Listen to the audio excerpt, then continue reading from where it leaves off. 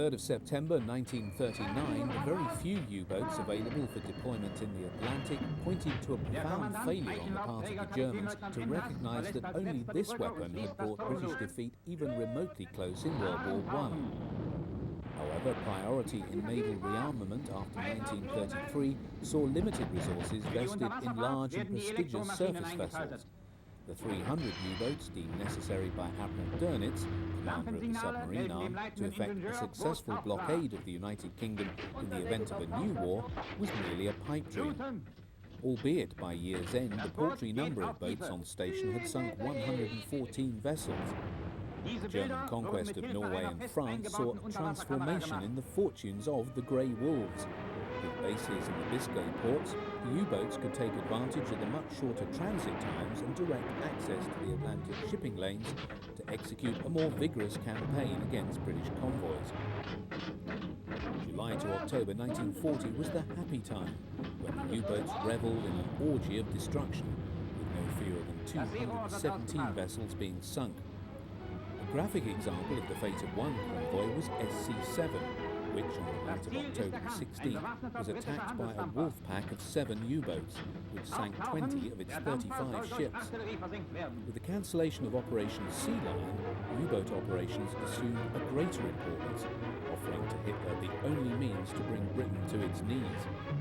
Even so, U-boat production was still much too low to match the task, a factor compounded by the growing success of British countermeasures. With the threat of immediate invasion removed, the British devoted far greater resources to combating the U-boat menace. Where escort vessels were built, new radar allowed surface U-boats to be seen at night, this being their preferred method of attack. Above all, there was the remarkable coup whereby the naval version of the Enigma code, believed by the Germans to provide them with absolutely secured signals traffic, was broken. With orders decoded within a maximum of 36 hours, it allowed the Royal Navy to deploy its limited resources to greater effect. In consequence, 1941, which saw 432 ships sent to the bottom by the U-boats, saw a decline in the total number of sinkings. At the end of September 1941, the Germans launched Operation Typhoon, their great offensive to capture Moscow before the onset of winter. Even though the German forces showed signs of exhaustion and were under strength, their attack caught the Russians by surprise. In the next few weeks, the bulk of the Soviet forces defending the approaches to Moscow were encircled and destroyed in the twin battles of Vyazma and Bryansk. German armour is seen here crossing the old battlefield of Borodino, where Napoleon and the Russians had fought in 1812. However, the German ability to exploit this victory was seriously impaired by the onset of the Rasputitsa, a period of rain that presages the beginning and end of the Russian winter. Roads were turned into quagmires. The advance struggled forward, but at a mere snail's pace. Blitzkrieg was dead, halted not by the Red Army, but by the immutable force of nature. In the breathing space, the Soviets rushed to strengthen their defences in front of the capital. Many thousands of miles away, a Soviet agent in Tokyo informed Stalin that Japanese offensive intentions were directed elsewhere. Siberia would not be attacked. Thereupon, the Soviet dictator ordered the transfer westward in haste of some of his best-equipped divisions. The end of the muddy season, though it restored mobility, brought other and more terrible conditions. On the 15th, the Germans resumed their drive on a ground frozen hard by frost. As no winter campaign had been envisaged, no provision had been made for winter clothing. Heavy snow fell and temperatures plummeted.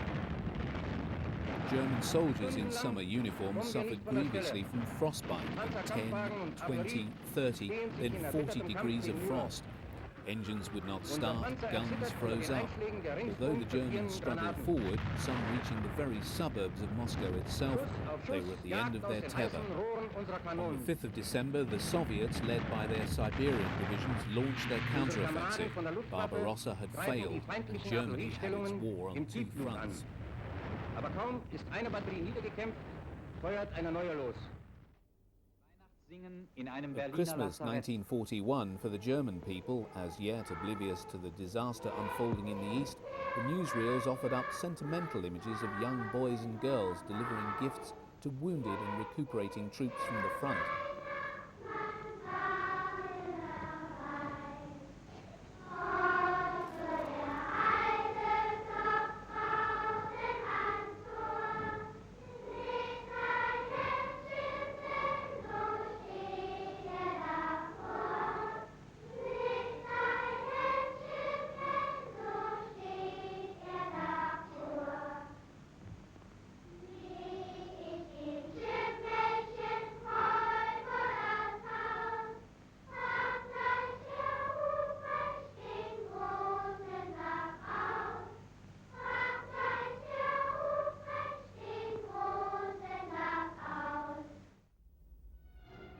It was in January before the newsreel footage covering the Eastern Front began to imply that the German forces were totally unequipped to deal with the worst winter experienced in Russia for over 50 years. Für diese Soldaten der Ostfront soll jetzt, nach dem Willen des Führers, zusätzlich zu den Winterausrüstungsgegenständen der Wehrmacht, jeder in der deutschen Heimat an Pelz, Woll und Wintersachen abgeben, was er nur irgend entbehren kann. A direct appeal to the German people for items of winter clothing and winter equipment for the troops of the Eastern Front was met by a nationwide donation, which also made very good footage for the cameraman of the propaganda company. Collection points set up by the local party organisation harvested sheets, vast quantities of woolens, sheepskins and other items, all of which were modified by volunteers to serve the needs of the soldiers at the front. An der sich das ganze deutsche Volk mit spontaner Gebefreudigkeit und Einsatzbereitschaft beteiligt hat. In den Annahmestellen und Nähstuben der Partei herrscht auch nach Abschluss der Sammlung noch Hochbetrieb. Es gilt, viele Millionen von Spenden zu überprüfen, zu sortieren und einen großen Teil von ihnen zweckentsprechend zu verarbeiten. Über 2 Millionen Helfer und Helferinnen stellten sich freiwillig in den Dienst dieser großen Sache.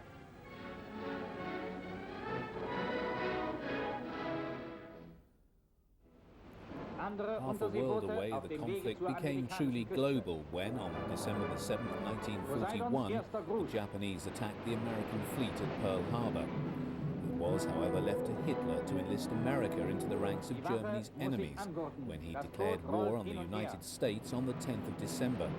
Churchill was overjoyed, knowing that America's direct participation in the conflict meant that victory over Germany was now assured. However, in the short term, it fell to the U-boats to remind a complacent America of the present and still effective reality of German military power.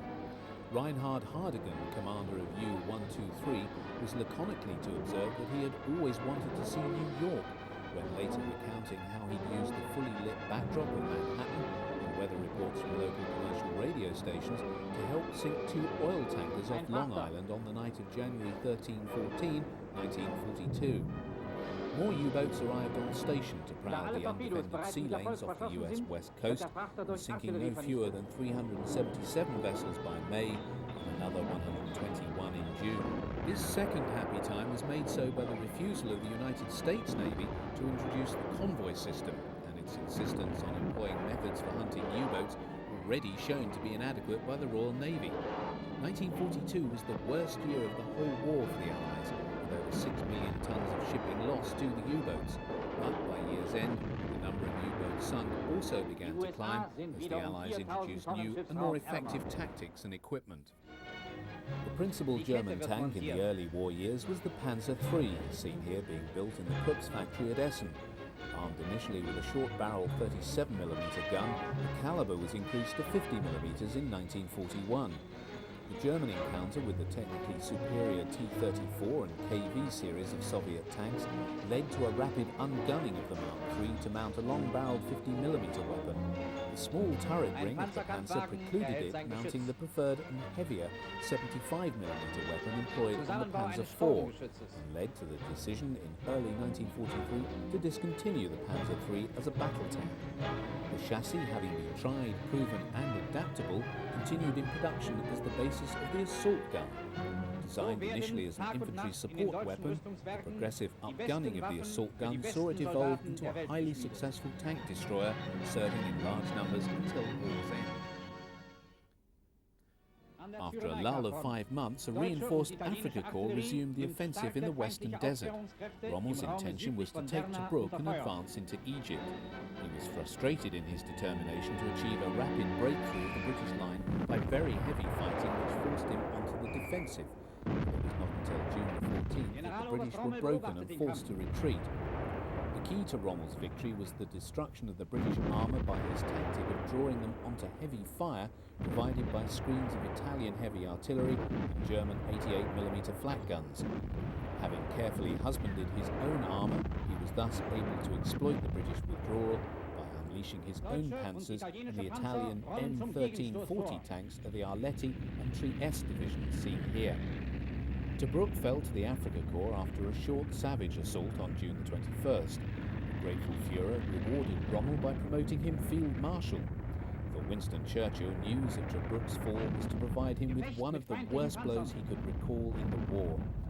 Rommel pressed on into Egypt in the wake of the retreating British army, but was stopped in a bruising battle just 60 miles short of Alexandria.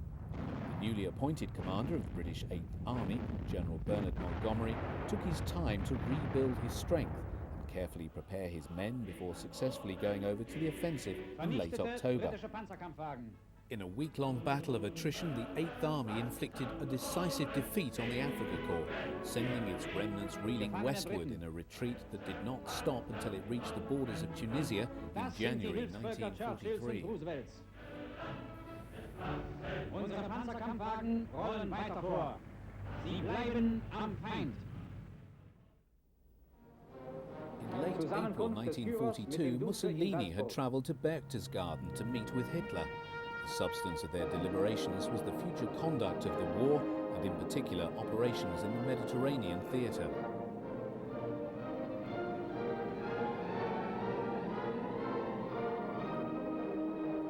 Also in attendance were Germany's Foreign Minister Joachim von Ribbentrop and on the right his Italian counterpart, Count Ciano. Representing the armed forces were Field Marshal Keitel and Marshal Cavallero, chief of the Italian High Command.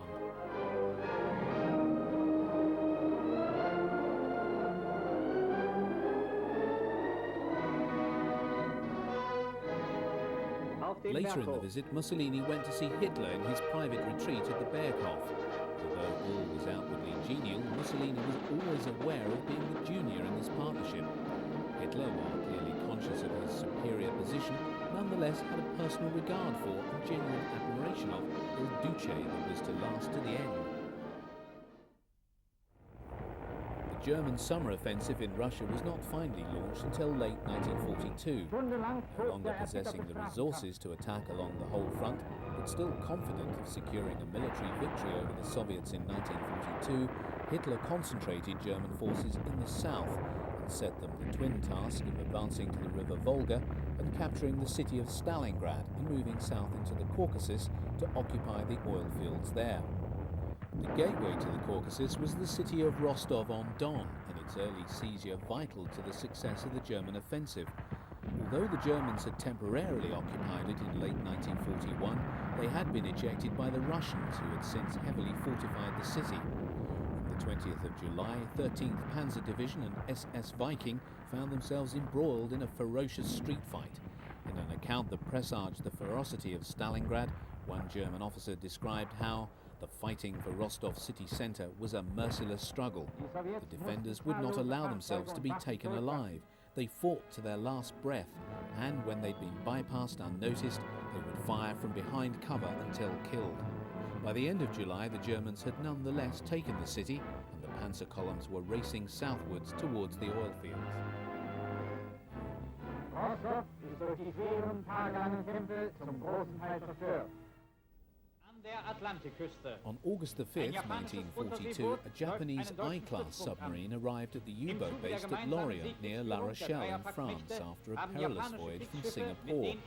The crew of the submarine received a rapturous reception from naval personnel at the U-boat base and fated with a visit from a senior German Navy delegation led by the commander of the submarine arm, Admiral Dönitz, and Grand Admiral Raeder, Commander-in-Chief of the Kriegsmarine. Such voyages was good for propaganda by serving to imply a cooperation in the military sphere between Germany and Japan, which was in reality totally absent.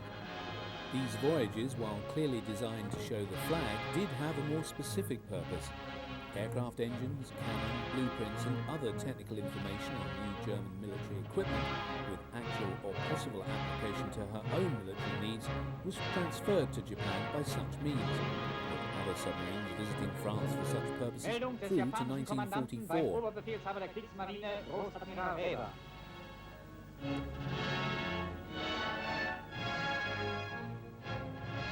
This submarine, having taken aboard its cargo, rested its crew and replenished its stores, made the return journey to Singapore, only to be lost to enemy action off the coast of Malaya some 6 weeks after this film was taken. By the 23rd of August 1942, the leading elements of 6th Army under the command of General von Paulus was just 35 miles from the outskirts of Stalingrad. Essential to these rapidly advancing forces was early information on the nature and strength of Soviet positions. Such intelligence was provided by the Luftwaffe's reconnaissance squadrons, which by 1942 was largely equipped with the Focke-Wulf 189 Owl, more commonly nicknamed the Flying Eye. Its twin boom design was still unusual enough at this date for it to provide an interesting subject matter for the cameraman. On this occasion it's shown carrying out one of its primary tasks of relaying information on the coordinates of Soviet targets to German artillery operating to the fore of the advance. The Owl would deliver these to the guns by flying low over their position and dropping the information in a signal container. Thereupon, the battery commanders would coordinate their weapons and begin their bombardment of the identified targets.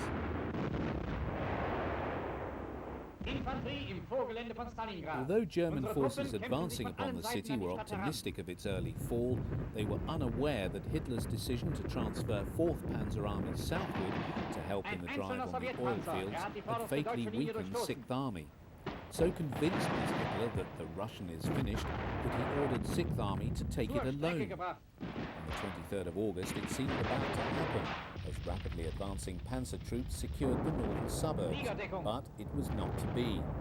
If Hitler saw the capture of the city that bore Stalin's name as the very symbol of his victory over Russia, the Soviet dictator also determined that here his army would make its stand. Subsequently, along the whole of Stalingrad's 20-mile length, every foot of land, every building, every room, every cellar was fought for. All through September, October and into November, the slaughter amid the ruins continued. German losses mounted as more and more troops were fed into the mill, while Choikov, the Soviet commander, was given only enough troops to contain the enemy. By 19th of November, with 9/10 of the city in German hands, the Russians, having amassed huge reserves, launched a major offensive which by the 23rd had encircled the 6th Army in Stalingrad. As many as 250,000 German and Allied troops were contained in the pocket. It took another 2 months for the 6th Army to die, but at Stalingrad, the turning point of the war in the East had arrived. Wehrmacht Day was celebrated throughout Greater Germany and was one of the high points of the Nazi Party organization's year. Ever since Hitler had come to power, the party had done its utmost to engender a respect for the military and glorify the role of war. Education was a fundamental vehicle for the propagation of militarist values, boys and girls growing up unaware that their schooling was conditioning them for acceptance of service in the military and the inevitability of war in their lives. Thus, mathematics, poetry, literature, history, science and other subjects all employed militarist examples to indoctrinate militarist values as well as propagate other aspects of Nazi ideology, such as racism and anti-Semitism. In the Hitler Youth, which came to be seen by the army as an extension of aspects of its own function, boys were indoctrinated into a military mentality, as well as acquiring a basic proficiency in the weapons handling, which stood them in good stead once they were called up. The emphasis on physical activity and outdoor activities in the Hitler Youth also meant that fewer soldier candidates were rejected on health grounds than in Great Britain. Auch die PK macht mit.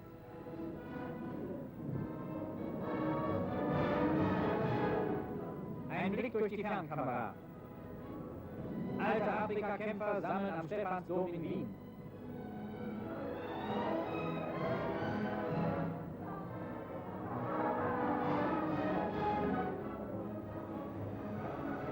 Massenbesuch in Kasernen und Truppenunterkünften.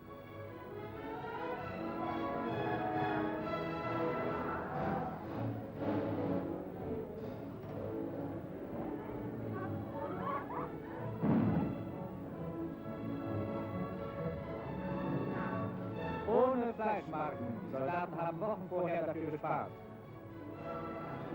Und hier etwas ganz Neues. Eine Floßsackschaufel.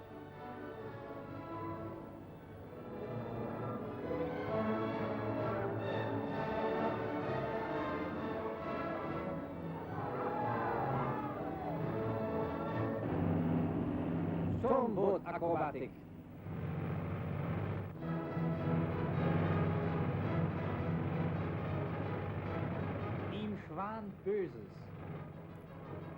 Armed Forces Day also helped to forge a much closer perception in the minds of the populace of the links between the party and the army. Even as the people in this film are seen to be enjoying themselves, the activities in which they're partaking are doing much to further reinforce the positive social attitude towards the armed forces. This became even more important as, from 1942, the military fortunes of Germany began to fade.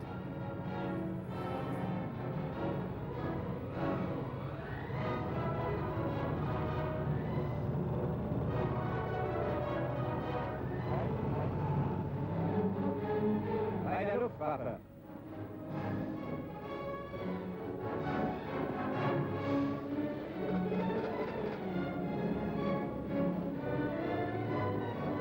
Auch bei unseren Panzerschützen gibt es viel zu sehen.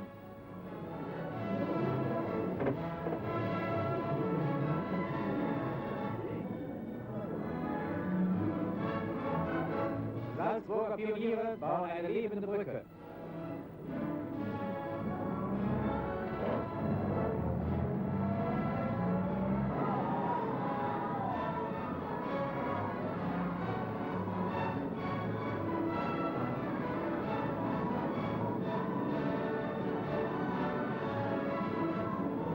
Hier wird sie etwas zu lebendig.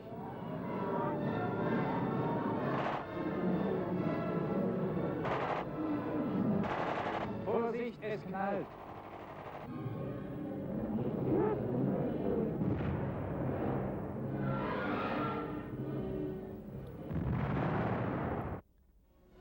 One of the largest building programs of the war began in 1941 when the Germans initiated construction of huge concrete pens to house U-boats based at the French Atlantic coastal ports of Saint-Nazaire, Brest, Lorient and La Pallice.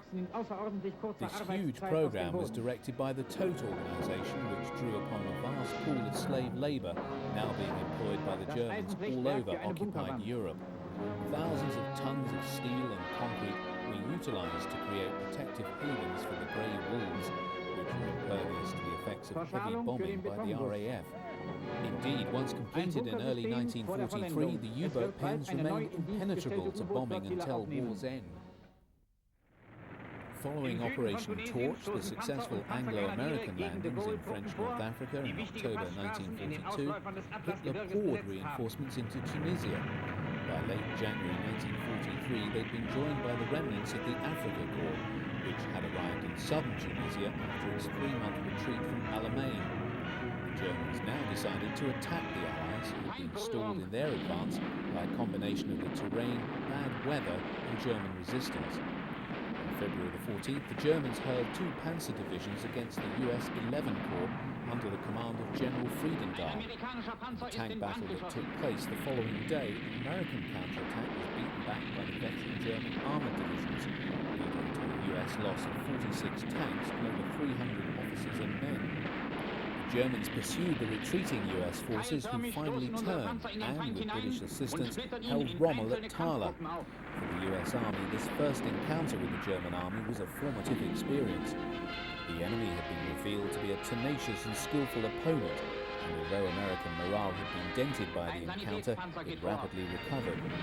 Although film of destroyed US armour made good propaganda, the German bridgehead in North Africa could not be sustained. With their supply lines from Sicily under constant assault, the German position in Tunisia collapsed in May 1943, netting the Allies nearly 500,000 prisoners.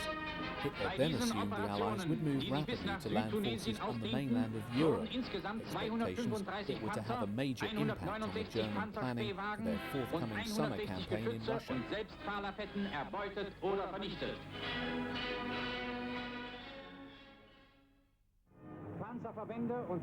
Far to the north, on the snowy steppes of the Ukraine, the Soviet winter campaign had proven disastrous for the German position in southern Russia. Not only had the beginning of February 1943 seen the surrender of the 6th Army at Stalingrad, the Red Army had also hurled the Germans back and beyond the start line of their summer campaign of the previous year. Stalin, convinced that the German position in southern Russia was on the verge of collapse, urged his divisions ever westward. Blinded by self-confidence, the Soviets thus misinterpreted a major German concentration of forces to the south of Kharkov as yet further evidence of their headlong retreat. Such was to prove the Soviet undoing, as they discovered in mid-February, when the Germans, under the command of Field Marshal Erich von Manstein, unleashed a counter-offensive with these same forces. The key German formation was the SS Panzer Corps, composed of 3 rested and refitted Panzer Grenadier divisions newly arrived from France. Driving north, the German forces assailed a surprised enemy, now exhausted and at the end of greatly extended supply lines. In a week of fighting, the Soviets lost over 30,000 troops and 615 tanks. By mid-March, the Germans were once more on the outskirts of Kharkov, but in the subsequent ferocious street fighting, the losses among the German troops were high as Soviet troops fought to the last. North of the city, the 3rd SS Totenkopf Division forced back Soviet forces, capturing the town of Belgorod, before hardening resistance and the onset of the spring thaw brought operations on both sides to an exhausted halt. Although much was made of this victory by Goebbels' propaganda machine, unbeknown to the Germans at the time, this was to be their last offensive victory on the Eastern Front.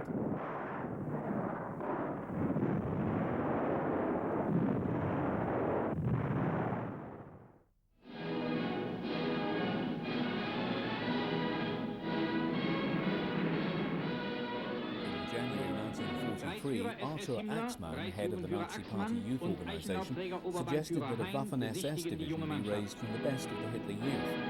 Hitler was very enthusiastic about the proposal and gave the project his blessing. Himmler, as Reichsführer SS, was present with Axmann when the chosen volunteers were paraded at the new division's establishment on June the 23rd, 1943. The cadre of 12th SS Division Hitler Jugend was formed by a number of experienced officers and NCOs transferred from the 1st SS Panzer Grenadier Division. Essential training was carried out in Belgium. From there, the new division was transferred to France in April 1944, seeing action for the first time in Normandy, where these fanatical young fighters, with an average age of just 18 years, were to acquire a fearsome and notorious reputation. Throughout 1943, the audiences of the weekly newsreels were regaled by the sights of industry churning out ever greater quantities of armaments. Such scenes were designed to bolster their confidence that the war could still be brought to a successful conclusion. Here, U-boats assembled in various yards at Hamburg and Kiel are seen being launched in ever greater numbers.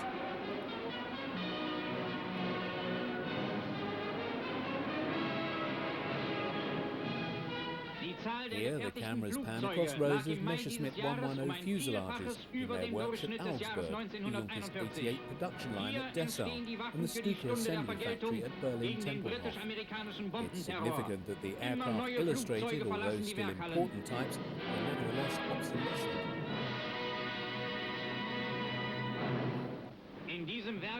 Heavy 8-wheeled armoured cars are seen here under manufacture by Deutschenwerk in Kiel, which produced this model until it was phased out of production at the end of 1942 to be replaced by a more sophisticated design.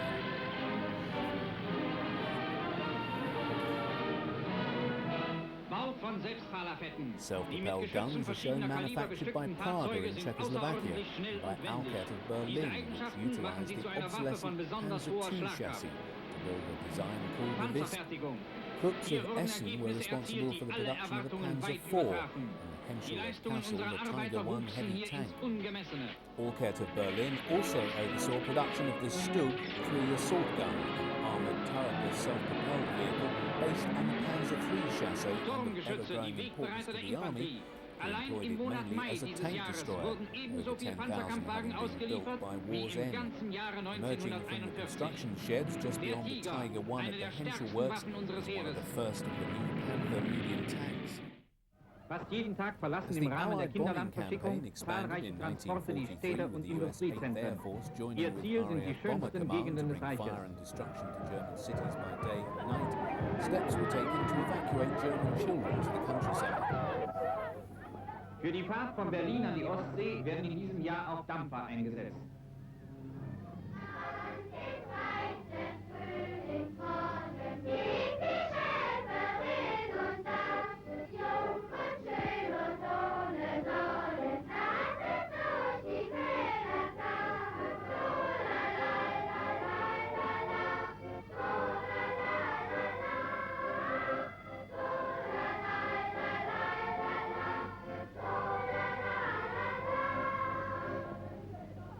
Mittagessen an Bord.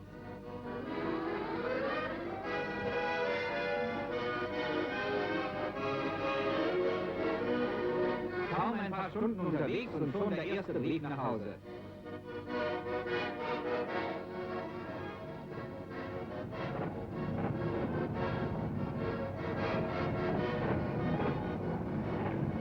Stettin.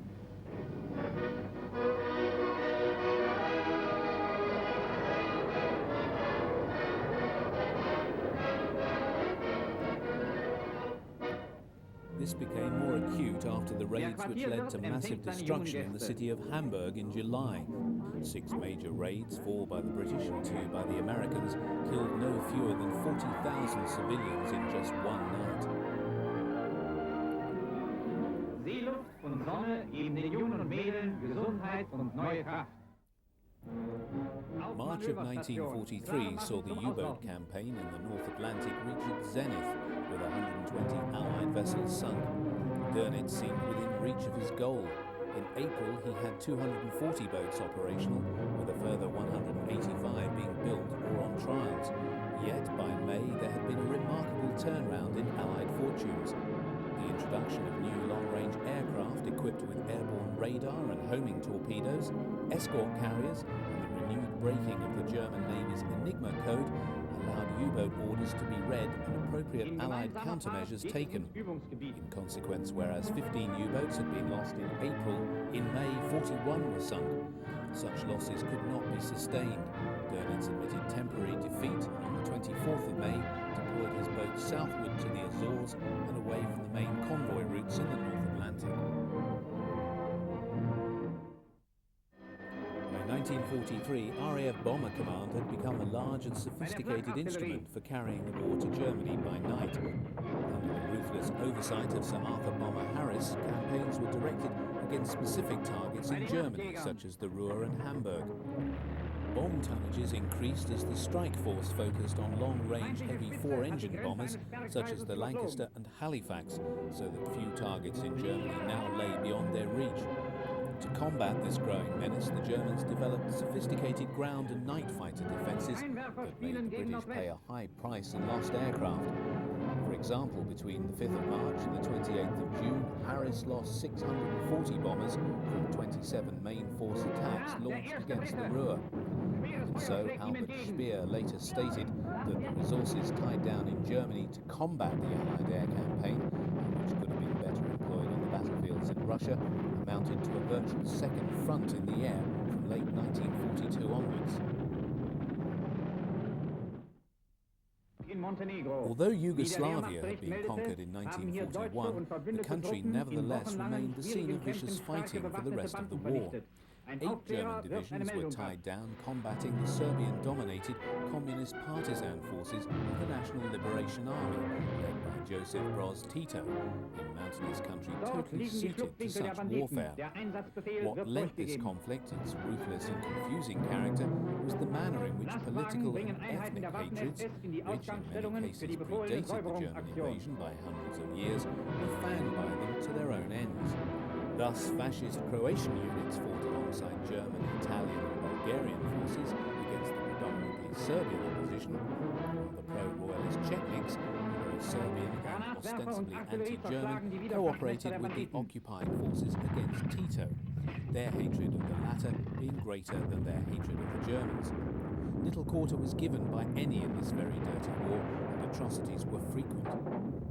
German attempts to contain Tito's forces came in the form of powerful forays into the mountains, such as that shown here wherein the Waffen-SS Prinz Eugen Division is assaulting a mountain guerrilla base as part of the wider offensive launched in May 1943 to capture Tito himself.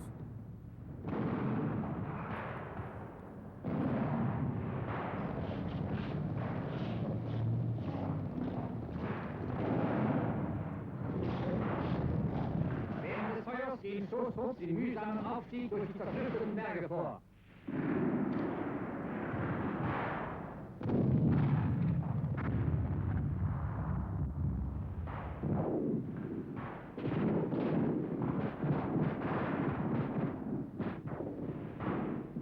MGs streuen das Gelände ab.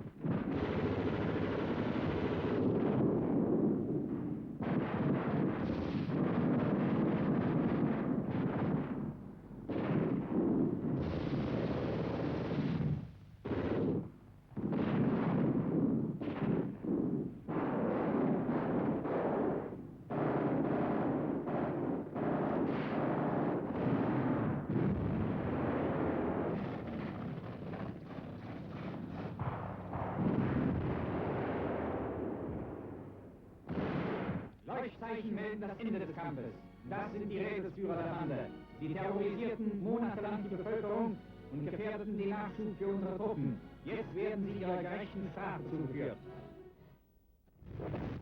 On July the 5th, 1943, Operation Citadel, the German summer offensive, opened in southern Russia. The German objective was to destroy the great Soviet salient at Kursk and the forces therein. Their aim thereby to draw the teeth of Soviet offensive power for the coming summer, thus freeing up panzer divisions for transfer to the west to counter expected Allied landings in Europe. To achieve this end, Hitler had concentrated unprecedented German strength, particularly in mobile forces, so as to force a rapid victory. The 2,700 panzers and assault guns to be employed constituted no less than 60% of the total German army stock, rebuilt with such effort since the disaster of Stalingrad. As such, they were irreplaceable. German industry could not make good such losses again. Much turned on this offensive.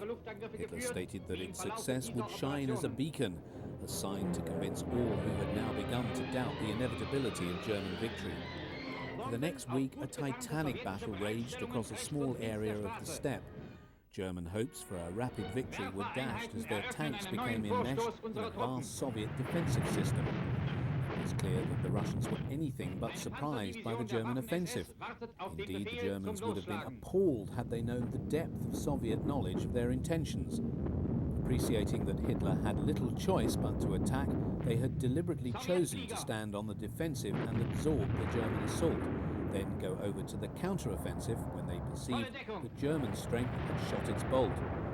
The Russians were thus totally prepared for the start of Citadel, with no less than 60% of the total strength of the Red Army concentrated in and around the Kursk salient. At the height of the battle, the greatest clash of armour in the history of warfare, some 6,000 armoured vehicles were roaming the steppe. In the north, the German 9th Army launched 8 Panzer and Panzer Grenadier divisions with 7 infantry divisions against the neck of the salient, but succeeded in advancing only 10 miles in a week. On the southern neck of the salient, the Germans hurled no fewer than 11 Panzer and Panzer Grenadier divisions, supported by 10 infantry divisions against the Soviets. Tanks blundered into vast and unmapped minefields. Carefully emplaced and camouflaged Soviet artillery brought down colossal barrages on the advancing German forces. German tanks were channeled into killing grounds formed by batteries of anti-tank guns, whereupon Soviet infantry climbed out of their trenches to finish them off with anti-tank mines. Even employment of the heavy Tiger tank and new Panther medium tank could not break the Soviet defences. Indeed, the heavy loss of German tanks in the battle led to it being described as the death ride of the Panzers. The climax of the battle came when, on July the 11th, the 300 tanks of the 2nd SS Panzer Corps collided with a similar number of Soviet tanks in the 5th Guards Tank Army at Prokhorovka. The destruction was colossal, but German losses, whilst lower, could not be replaced. On the 13th, with the news of Allied landings in Sicily, Hitler called Citadel off.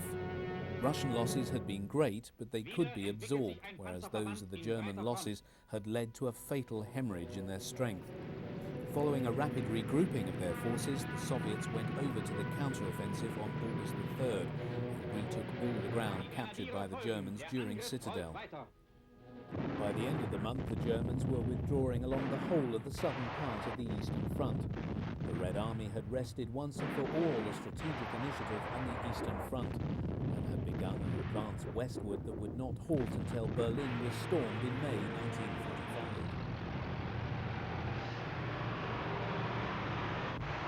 Ende Sowjetpanzer! Dort fliegt einer in die Luft!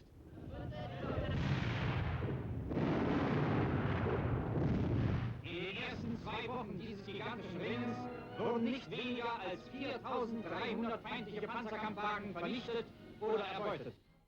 Im Führerhauptquartier, Between late June der Führer mit dem 1941 Reichsminister and des on and off Auswärtigen until von his final Ribbentrop, departure in November 1944, Hitler held court at his headquarters at Rastenburg in East Prussia.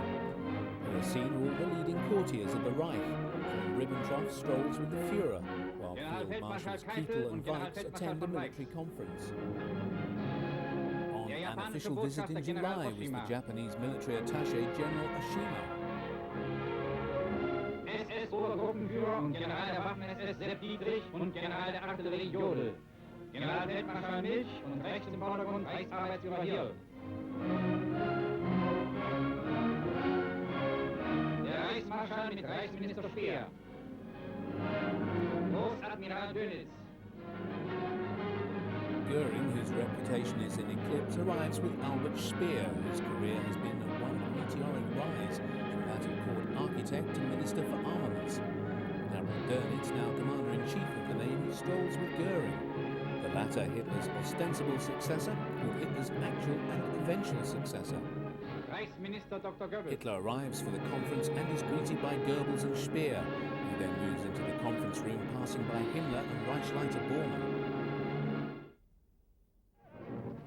Leningrad, the second city of the Soviet Union and the cradle of the Bolshevik Revolution, was under siege by German forces from August 20, 1941 until January 13, 1944. During that period, the populace was under almost continual bombardment from the air and by heavy siege guns brought from Germany, firing alongside conventional heavy field artillery. When, in the opening month of 1944, the Red Army finally broke the ring around Leningrad, some 60,000 German soldiers were killed. That number pales, however, in the face of the estimated 1.5 million Russian soldiers and citizens who died in the 900-day siege.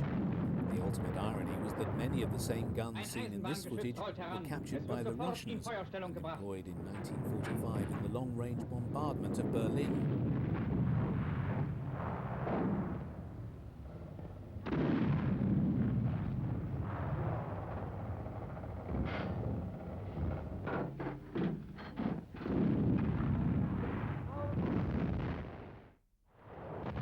Operation Husky, the Allied landings in Sicily, took place on July the 10th, at the height of the German offensive against the Kursk salient in Russia, over 2,000 miles away.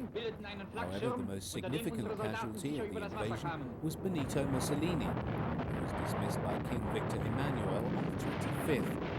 This was followed by the appointment of a new government under Marshal Badoglio, who opened immediate negotiations with the Allies with a view to changing sides.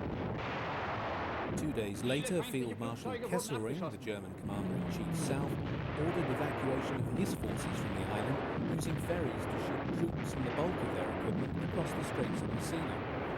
Even though under constant Allied air attack, very heavy anti-aircraft fire from massed light flak and heavy 88mm batteries meant that very few of the ferries were sunk.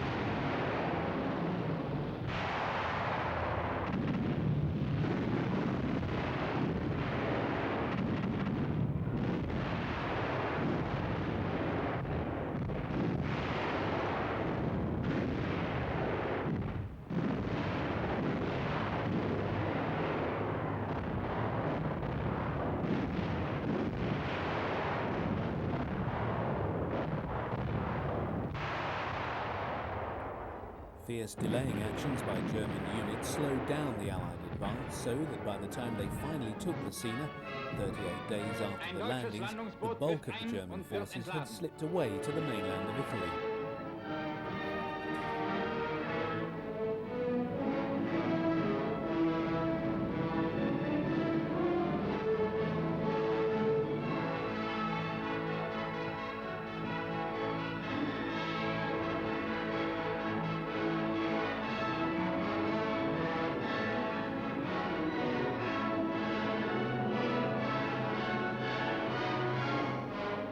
Abgeschossener viermotoriger Feindbomber.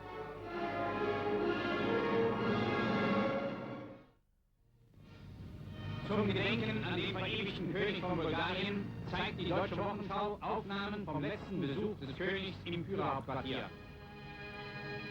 In early April 1943, Hitler received a visit from King Boris of Bulgaria. Although a newsreel cameraman was at hand to record the royal arrival, the visit was very low-key.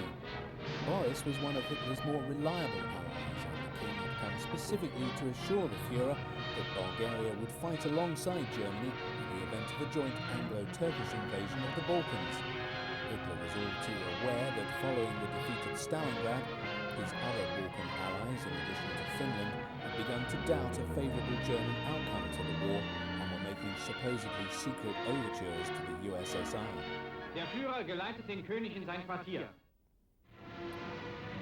One of the lesser-known aircraft types employed by the Luftwaffe, and seen here being catapulted into the air, was the Blom & Voss BV-138 long-range flying boat, which, because of its unusual tri-motor twin-boom design, was also given the less than complimentary nickname the Flying Frog. Although it possessed a maximum endurance of 18 hours, normal operations lasted about 7 hours. The BV-138 operated mainly in the Baltic, North Atlantic, Black Sea and Arctic Ocean, where it was employed to shadow convoys and Die cooperate Besatzung with des U-boats. Fernaufklärers beobachtet die Einnebelung des Geleitzuges durch Schiffe und Flugzeuge gegen bolschewistische Küstenbatterien.